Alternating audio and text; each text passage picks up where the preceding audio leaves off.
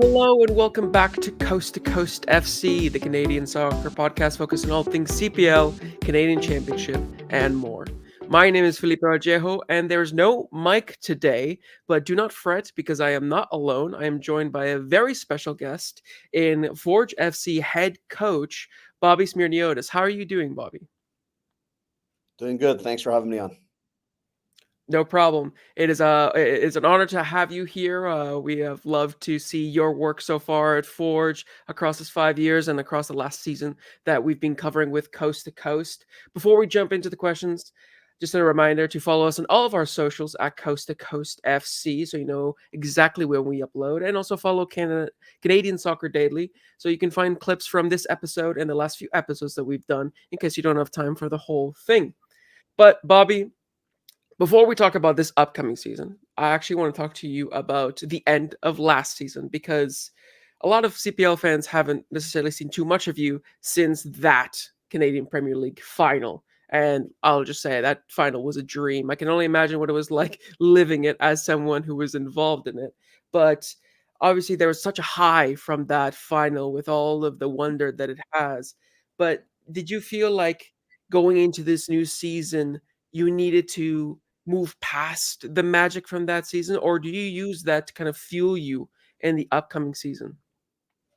No, I think you take the experiences of each season that comes before you, and you try and use them to your advantage. There's good lessons to be learned on both sides of the game. But our history dictates our future. Over these past 5 years, we've been able to do some excellent things. And looking back at this season, you finish off on a high again as a Canadian Premier League champion. That needs to be your guiding light. That needs to be your guiding focus going into the next season. We've always tried to build this team on 3-year cycles, and we're getting into the third year of this cycle here, and the expectation within the room is to keep on going. So, you know what? You don't really reset. You refocus. You understand, and you know what you need to get to these moments, and you try and repeat it again, which isn't an easy thing to do. No, it isn't. But you and your team seem to make it look easy with 4 in the last 5. But this preseason so far, it's a little bit different than what you're used to because of the Champions Cup experience that you had against Chivas. How important was that experience, those Continental Nights? I know you've had it before with Forge, but having it so early in the season before the actual league season even began for your players to prepare for the 2024 season.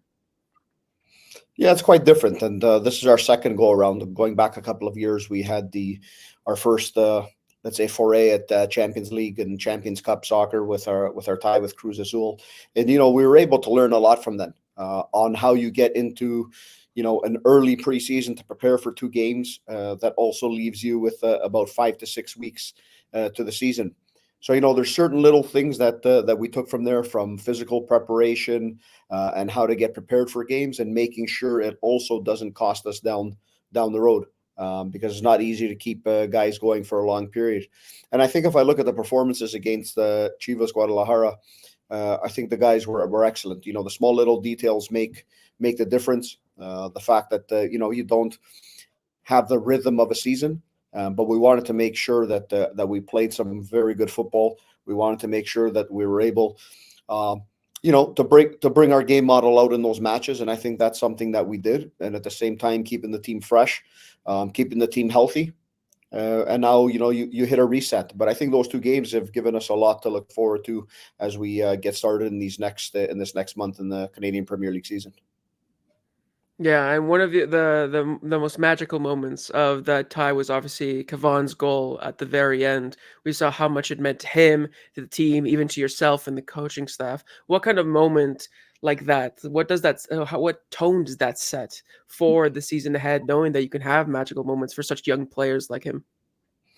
I think first you look at that match, and you knew that you deserved more out of it as a team. So it's the biggest thing for us at that moment was making sure that we were able to put the ball in the back of the net, because we had some excellent opportunities. Then to see KJ put the ball into the back of net, it makes it extra special. Here's a young guy who works hard each and every day. Gets a lot of his playing time last year, playing in League One Ontario, is in training with the club. And it's a great way to boost what hopefully will be a successful career. Uh, and like I told him, hopefully it's one of many. It's a great moment, and he was going to sleep easy that night. But it's a matter of remaining humble and keep on working hard. And I think that's what we got in this young player. Now talking about the upcoming season, the sixth season in the CPL, your sixth season as well. You've been here the entirety of the league, and a lot of people are starting to talk about the term dynasty with you and with the club. And that's a word that's not thrown around all that much, except with teams like, you look at Manchester City, Bayern Munich, PSG, and their local competitions. They get the term dynasty, but now it's being applied to you in terms of what you've been able to create at Forge. Does it mean something to you to have these people call you a dynasty, this one thing that you've created at Forge, what you've built thanks to your continued success? Yeah, I think when you go about each season, and it's not something that you think about, but when you reflect back and you look at these 5 years, and you look at the accomplishments of the team, you can see where that's thrown out. And where you really start to zero in is in a salary capped league, in a roster capped league. It's really meant for somebody different to win each and every year. Everyone's on the same playing field on what you're spending, how many players you can have in. So I think that makes it extra special when you look back. Not something you think about in the moment, but I think it's something I've reflected on over this off season. Because 5 years in professional football is usually a long time for a coach to be around. So I've been blessed to be around, and we've had a lot of success. And it's a testament to the whole organization, the whole coaching staff, and all the players who have come through this locker room, and their dedication to come in here and you know have a culture, have a way of playing, and putting that all together and winning. And that's a very tough thing to do. So I'm very proud of everyone and the work they've done. And we set the bar high, and we need to keep on going. Yeah, and one of the things that for me I've always seen and I've always noted from teams that have had this sort of dynasty tag to them is that they always find a way to have both the staff and the players, after succeeding so much, still hungry after every title. Some teams you see they win and then they get complacent, but teams such as Forge and with individuals like yourselves, you always seem to find and pull out that hunger from the people around you. How does that occur? What drives you to be able to drive them to continue to search for success? I think it's the daily desire to get better. I think it's not just in the moment. It's what you do every day as a coach, as a staff. I push myself. I push everyone around us to be better, to come up with new ideas, to come up with new things to do on the pitch, to keep the environment not only challenging but enjoyable for these players. We ask a lot from them. You look at the amount of games that the players on Forge have played, and they've maybe played a full season more than some other clubs in the CPL over this 5 years. When you add that up, so there's a lot demanded of them. There's not many days off, as they say, because we can say there's no days off, but in all professional sport, there's a day off. Um, but we come into work every day with that in mind, and I think when you build that day to day, it gets you prepared for all the big moments, the challenging moments, because every team has challenging moments in the season, and you have that guiding principle that gets you through those rough moments. And that's what we rely on, just our everyday work, our ability to stay humble, our ability to respect each and every opponent to the maximum. And I think when you do that, you're going to give yourself a recipe for success.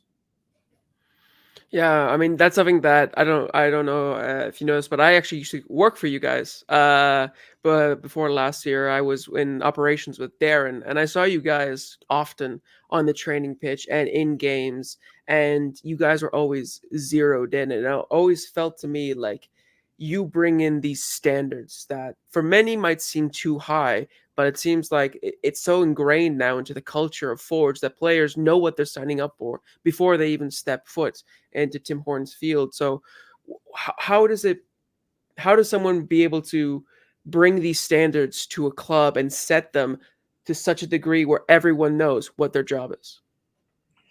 Yeah, I think first and foremost, it's like you said, it's we set the standard as a staff, how we go about our day. players are interesting young individuals. They feed off of the staff, they feed off of the coaches, and it's how you go about your daily business. And when you go about your daily business, being as organized as possible, being as direct as possible, making it also enjoyable for the players. I think that's where they want to be. I think that's where they want to be able to work, and they know they can come in here and get better, and we've got their backs for that. Yes, we ask a lot from them, but it's not only for the team, but it's also for the individual, because we have to find a great balance in this league of winning as Forge and continuing to develop players. And I think that's one of the biggest things we take pride in. And it's not only players that move on from this club, but it's also the players that continuously develop and are going into their sixth year. Dom Samuel, Tristan Borges, Kyle Becker himself as well. So development isn't only about taking Kwesi Poku or Wubin Spasias and now him moving on to the next level, but it's also making sure that each and every player does that. And I think when that's the environment that the players have, I think it's easy when a new player comes in that they realize very quickly, this is what I can be part of. These are the expectations, and I can't do anything less. And I think that's helped us out along the way. And you mentioned there are some of the players that have stuck around for so long, even in other professional leagues, especially in salary cap leagues, you don't see players sort of stick around for that long, but have some real staples, some real leaders, like you mentioned, Kyle Becker and Tristan Borges and Dom Samuel.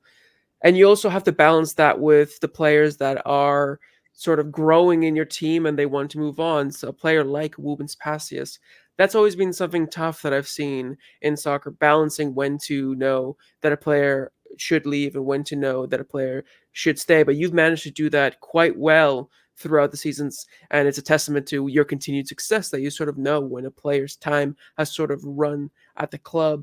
How do you manage that despite maybe pressures from the outside, from fans, because it's a fan favorite player, or from the players themselves? How do you manage to know, listen, this club is beyond just the players, it is something more, even more special, it's all of us? How do you manage that? I think a lot of it comes down to the discussions with players and honest discussions with players, and I think that's most important, especially sometimes younger players who have aspirations of moving on to different leagues and different continents, and being able to guide them through that, and sometimes giving them a timeline that in football everything can change very quickly. In a matter of days or minutes, a phone call can come in with somebody who's seen a player and there's interest, and that interest may come a little bit further down the road. And just trying to keep the players balanced on themselves, because for every day you become better, you prepare yourself for what's going to be next. And for those who have been here for a long time, it's cementing yourself in the legacy of this club. So it's looking at that balance. And I was mentioning this yesterday in a discussion I had. Over 5 years, we've had a lot of players in this club, and I can look at all of them, and they've played their part in something successful. Whether it's been in a game, in a team event, and scoring in a championship final. All these players have played a significant role within the success. And I think once you do that with the players, it's very easy to have those discussions with them, um, have them believe in what we're doing here as a club. And I think that's why you see quite a few players who are here for multiple years. Yeah, and of course, when something good's going to come in for a player, we want to see him move on to something beyond this continent. Yeah, because I mean, so far in this season, in this off season for you guys, it's been a little bit hectic in terms of squad changes. We've seen you have some big players move on, like Woobens Passius, like Manchikar James, but also you've signed some exciting new ones, some players that we've seen before, like Cisse, and now some new ones like Nana and Daniel Parra. Has this offseason sort of gone as you expected it to a few months ago, or have you had to sort of adapt as things go? No, I think you always have a plan before the season's over, so it's not something the season finished and here we go. We knew for the most part which players were either gonna move on or we weren't gonna resign. for various reasons. And sometimes you want the player to be here, and you just can't make it work from a salary cap perspective. So you have to make some difficult decisions on certain players. Then you have a situation with Banjakar James and an excellent offer, one of the top sales in the CPL history comes in, and that's one you got to do. It's good for the club. It's good for the player. It was an excellent move for the player. Do you want to lose that player before Champions Cup? Probably not. But that's something we're comfortable with. We've got players that are coming through, players that are important in this organization.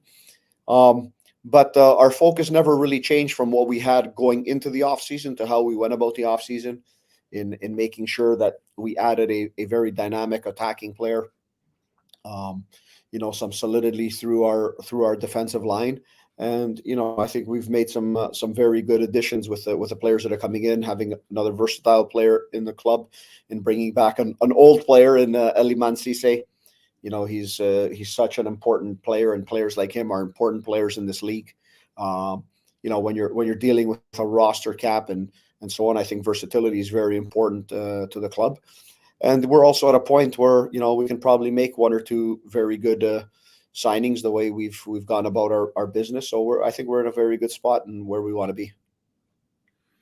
Yeah, because that was actually something I wanted to talk to you about, because we've seen over the last 5 seasons that some teams like to do huge overhauls. We saw Halifax do it last season. You could say Valor is doing it this season, but almost consistently, you've only ever made one or two, maybe three additions at the end of each season as the players leave, but you've never done a huge squad overhaul, and it always has kept some consistency in the player base. Is that an important philosophy for you in the way that you want to run things, that you don't want this sort of constant chop and change, and you rather have a stable squad across the last 5 years? Yeah, correct. It's I think I said it before. We think that you can have a life cycle of about 3 years. So we look after year three in 2021, which was a fantastic season for our club, which was the only one without a trophy for us, and that was kind of our significant changeover at that point. But we want to be able to keep consistency within those 3 year cycles, that you're able to sprinkle in, three difference makers or top type of players that can come in and make a difference, plus creating the depth that will become very good players over those periods. We look at a guy like Garvin Batusalo, who came into the club in 2021 out of university soccer, wasn't a household name. He's an excellent player for us. He's an important player for us. He'll be an important player for us this year, and he is for the national team of Haiti as well. So we look at planning in both those areas, and I think that's what we've gone about and done in this offseason too. We're bringing in some players that we think are guys that can slot into the starting 11 or be challenging in those situations, and we'll also have a few players who we think are pieces that are going to get better over the next couple of years that allow us to work smartly. Because I don't think it's sometimes the best thing. We haven't been in the situation where you have to overhaul a team. And maybe that's part of the success of the club. Winning helps in bringing back guys and not looking at things that have to be changed. Because, like you said, many clubs in the league change consistently year over year, and maybe it's for the right reasons, but it's not something that we want to get ourselves in. And so far, it's worked. And you talk about 3 year cycles, and yet we see some players that we've talked about, like we mentioned, like Kyle Becker as prime example, that have been here. No, not just in one cycle, but now he's going to stick around for it seems like the third cycle, the start of the third cycle, at the end of the second cycle. What is it about a player like Kyle, and you could even say Borges after he came back from Belgium, and a player like Dominic Samuel, that makes you think these guys are the ones that can go beyond these 3 year cycles? They are somebody that we can rely on for more years than what we maybe initially planned. Yeah, I think I've talked about this in the past that we'll have three different types of players in this league, and some players their career will be spent in this league, and I think that'll be a success of this league if we look 10 years down the road, where we start having players play in the league. Because sometimes we talk about the league and a lot in developing young players and so on, but we're organizations and clubs that want to win, that want to compete in Champions Cup, that want to win a Canadian championship.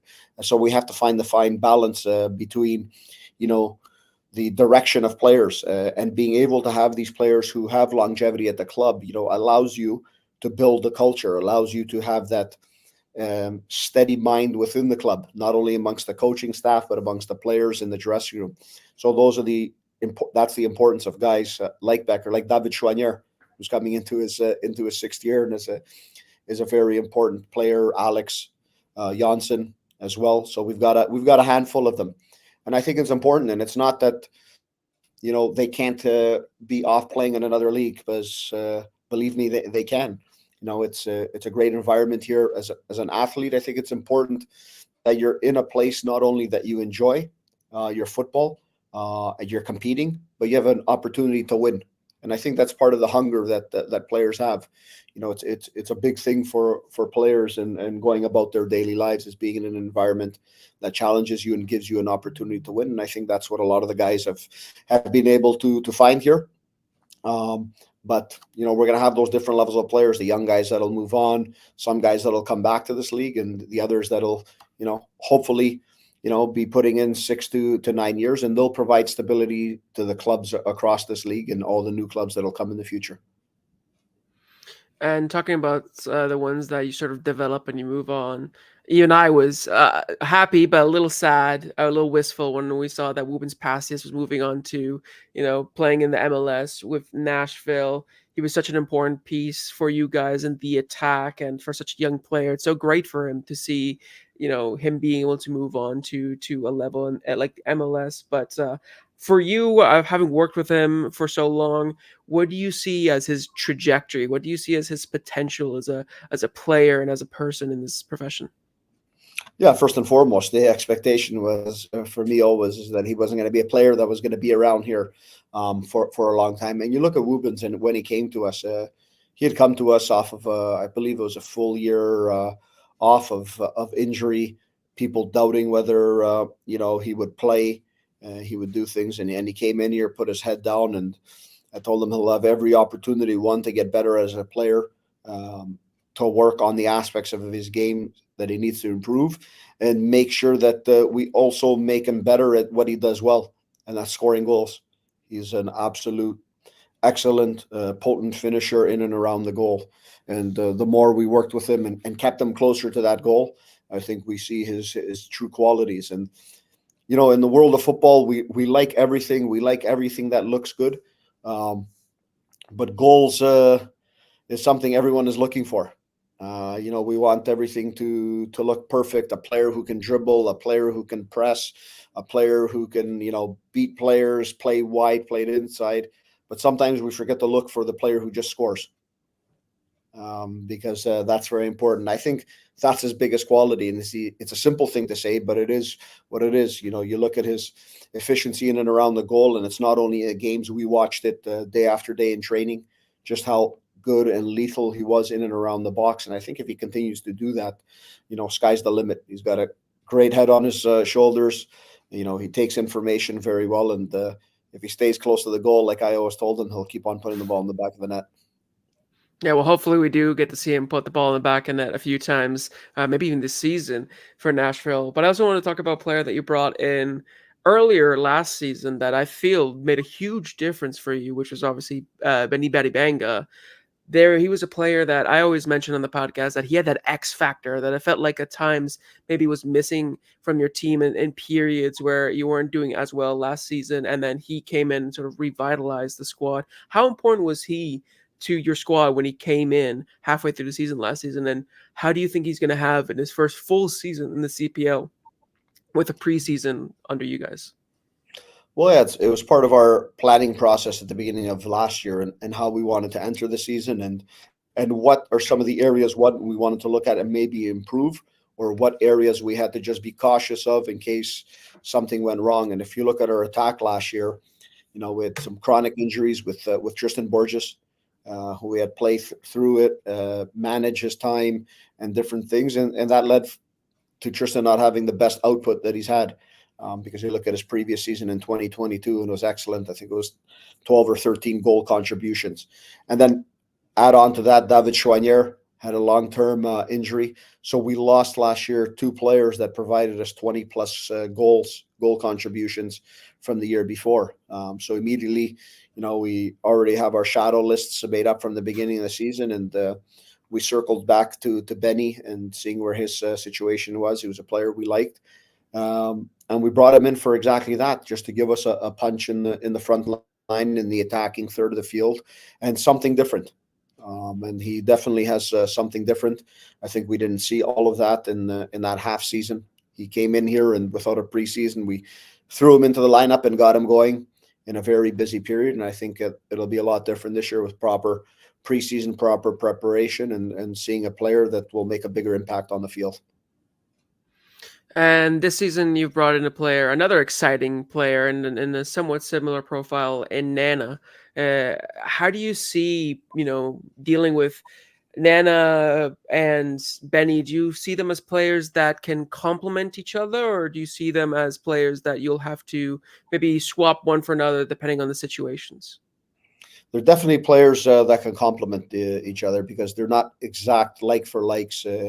Nana's a more vertical type of player. He's a 1v1 dribbler, but he wants to go. He wants to get in behind.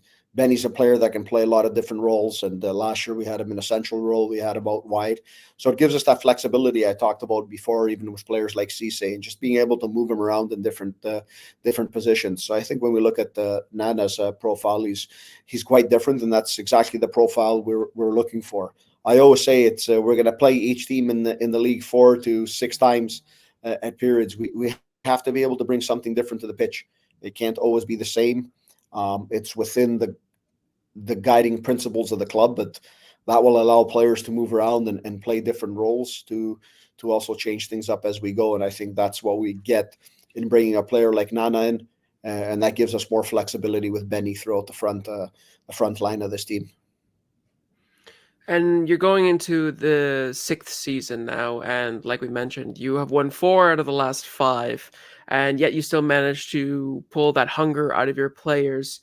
And I feel like most people really see that right when it comes to playoffs. It seems like that's your team's favorite time of the year, is right around playoffs. What is it about playoffs that changes Forge into a different beast? Is it the winner takes all aspect of it? Yeah, I think we've been consistent apart from last year and throughout the whole seasons. And if you look at it, last year, um, I think it's about the midpoint of the season. You see kind of our foot come off the pedal a little bit, and I think that's 5 years of going heavy metal, as they say, in that period, and that's going to happen. And it's something we looked at, or we kind of knew at the beginning of the year as coaches, and tried to plan for, because you need to be prepared for a point where, we've won, we've won, we've won. This is a lot of hard work to keep on winning. At some point, everyone wants to exhale. So you have to understand how to manage that as a coach. And at some point, we understood that the best way to manage that is steady the ship, and let's go to playoff time where we know this group, over a couple of games, locks in and takes care of business. Because for the previous 4.5 years, they've been locked in, and it's a tough thing to do it year after year after year. So it's not only winning and having that hunger, but and having salary cap restrictions and everything that goes along with it, that you're not able to change everything in the team. I think every player and every person needs to exhale at some point. So I think it's only normal for a club to do that, and it's what we're very happy with in the way the season went last year. Our goal was to play Champions League football this year. A big thing for this club is making sure we're playing continental football year after year. We're a club that each year, other than last year, has played in continental competition, and last year it cost us dearly. I think playing in those other competitions, it's an extra motivating factor for the players that was missing last year from the group. You look at the year before that, it was Champions League. We had a Canadian Championship final with Toronto FC. Going back before that, all of our different forays in CONCACAF League. That gives you something different from the week in, week out matches of the Canadian Premier League. So in missing that, that was our kind of guiding light in last season, is making sure we're lifting a trophy or a champion of this league to be able to play in the competition we played in recently. And I think that's our guiding principle as we go into this in this season. So it's not just talking about we need to be champions again, but you know what? Looking back at our series versus Cruz Azul and our series versus Chivas, uh, we've made very good steps. We need to get back into this competition to not just be happy to be there, but to progress and go on. Yeah, I mean, it goes to show the way that this league has evolved, where it's allowed for you guys and even teams like Cavalry and Pacific to be able to face, these mammoths of of the continent, like a Chivas or like a Santos Laguna, or these other Mexican teams.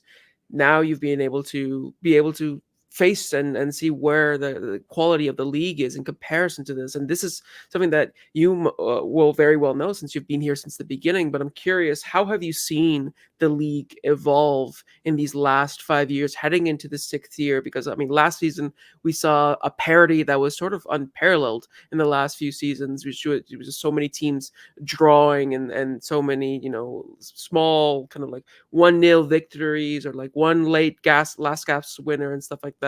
How have you seen the league evolve so far into this going into the sixth season? Yeah, well, first off, early on, you look and you say, your image or who you are as a league is what you look like in your continental competitions compared to some of the other leagues. And we were fortunate enough and blessed to play in these continental competitions early. And apart from a few, I believe it's only Nicaragua and Central America, we've been everywhere to play against the region's best. And as Forge, we've done a great job playing against everyone.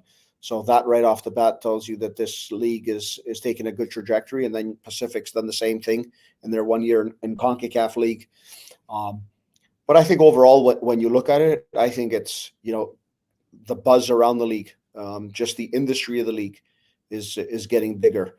Not only from quality of play, quality of players, but I think in what we're doing here today, more and more of media involvement. I think that's important, because the bigger that is the more attention that comes, and along with that comes positive and negative attention. But that's also important to the game. It's not everything is sunshine and roses, as they say in sport, even for us as coaches and being part of the teams. So I think that's the biggest thing. The growth that I've seen is just the whole industry around the game. Um, Coaches, people involved in clubs, players, agents, media, people following the game. And I'll always go back to say one thing I say lately. It's, you know, Canadian soccer has never been in a better place, ever. Hmm. It's 2024. Our women's national team is always in the World Cups, is competing for medals, competing for trophies. Our men's national team is at the last World Cup. They're going to the next World Cup. Yes, we are hosting it. Um, we've got a coast to coast professional league. We have a robust system underneath in League One Canada, both on the male and female side. There's still improvements to be made. But go back to 2019, or you know what? Go back to 2005 when I started an academy, Sigma FC, and we had nothing, absolutely nothing for everybody. So being somebody who's grown up in Canada, played in the system as a youth player, picked up two suitcases to go overseas to Greece to try and become a professional player because there was nowhere to do it in this country. Um, Canada soccer has never been in a better place. And we always have to sit, reflect, and understand that we have star players playing in the biggest clubs in the world, both on the male and female side, playing Champions League football in Europe, both male and female. This stuff didn't exist 10, 15 years ago. And there's a lot of work to do, of course, but we're going to keep on getting better. That's for sure.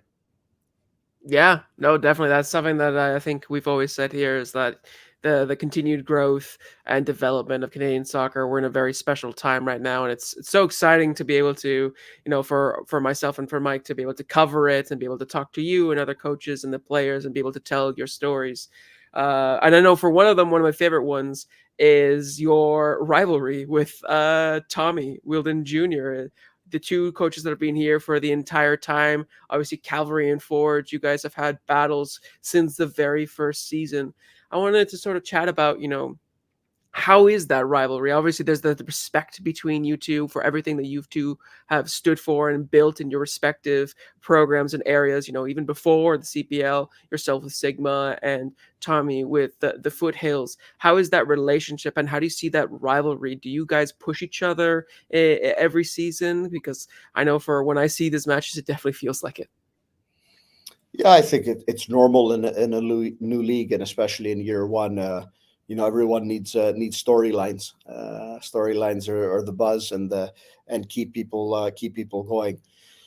I'm one of the only people that'll say it's another game in the league. But I think what makes those games a little bit different than the other ones is you have two teams that really want to win and really don't want to lose. And I think that's part of the DNA of the teams. It's nobody leaves the field after 20 minutes being satisfied with what's happened, if there's not a victory, if there's not a trophy, or if there's not anything like that. So I think that's two things, and it comes from coaches being in an environment for so long.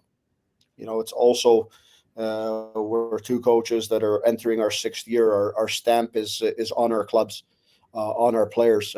They've probably had a bigger turnover over multiple years, just trying to you know get to a spot where not only is it consistent, but lifting trophies, because that's what we want to be able to do in the end. But I think when you have two coaches in a league who have been around the longest, and then year one we're two teams at the top of the table, I think that storyline has moved on into 5 years, and the final a few months ago also helps build more into that.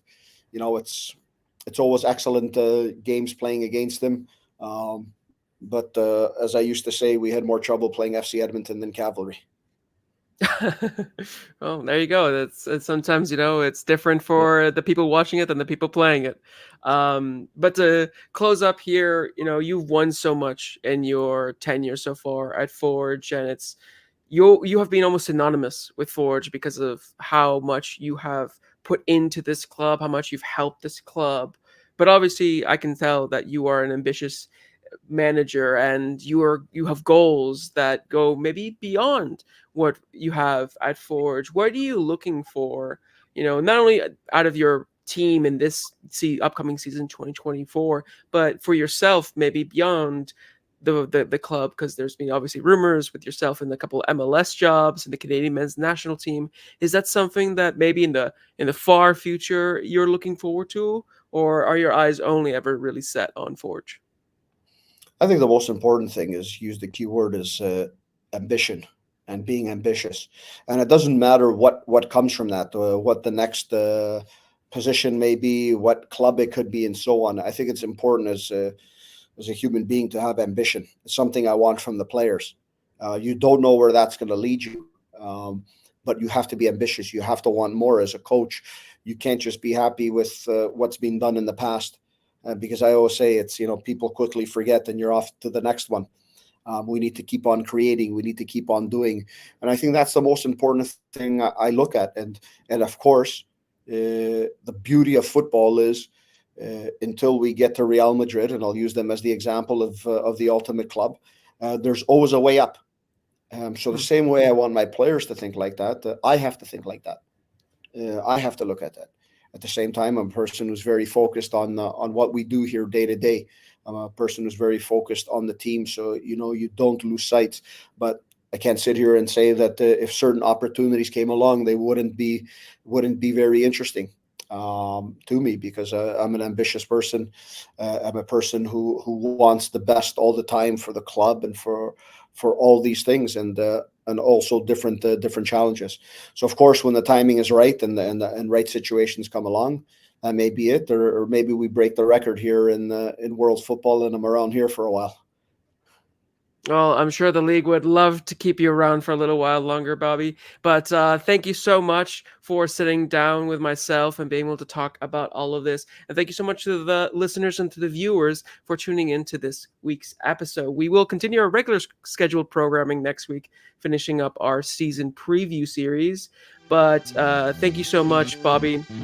for sitting down. Good luck on the rest of the season. Hope to hear from you soon, maybe with another trophy to add to the cabinet come at the end of the 24 season. But make sure to follow us once again on all of our socials at Coast to Coast FC, so you can give us thoughts on all of our episodes, and you can let us know what you thought about the interview with Bobby here. But until next time, I'm Felipe Ojejo, and this has been Coast to Coast FC, signing out.